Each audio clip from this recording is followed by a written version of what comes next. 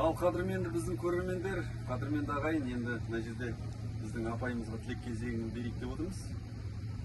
Соны енді қасиетті киелі жерінен келіп отыр, Моңғолия елінен, Бай-өлкеден келіп отыр. Енді Жеңісбектің туған апасы болады. Біздің Жеңісбек деген досымыз. Талай концертте жүрдік. Жеңісбек дегенде енді жай азамат емес енді. Жігіттердің жаңа айтады ғой. Тас шайнап құм түкіретін жігіттердің бірі, Темір адам деген атағы бар.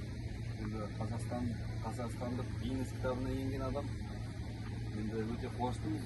Осындай адамдармен араласып, концерт қойып жүргенімізге өте ризамыз. Жәке, саған енді еңсі ғұмыр жасың ұзақ болсын. Осы жолы енді Абдрахим деген біздің батырымыз сүндет деп соны сүндет тойын жасады. Соған мен апамызбен жездеміз келді сонау жерден. Сол енді апамызбен жездемізге енді бір шай берейік деп кездесіп отырған жайымыз бар. Енді лайк пен комментарийді аямаңыздар, басып отырыңыздар. Енді ал апай, өзіңіз енді бір жылы лебізіңізді білдіріп жеңіз енді. Жайында бізді құрметтеп, сыйлап, үстіп шақырып жатқандарыңа Алла разы болсын. Сәкен мен Бәке, біз мына Жеңісбекті қалай көрсек, Сәкен мен Бәкені де солай көреміз. Бауырларымыз болды, біздің елге барды, концерттерін қойып, аман есен осылай болып қайтқан жайдары бар.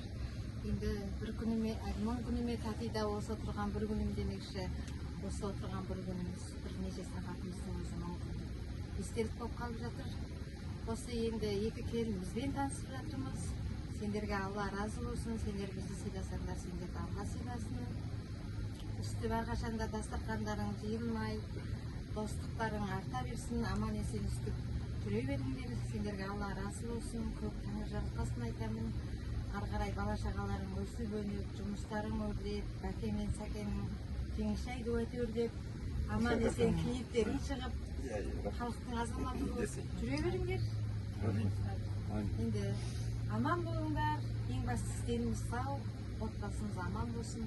Үстіп береке бірлікте жүре беруді Алла нәсіп етсін енді. Рахмет. Рахмет деп.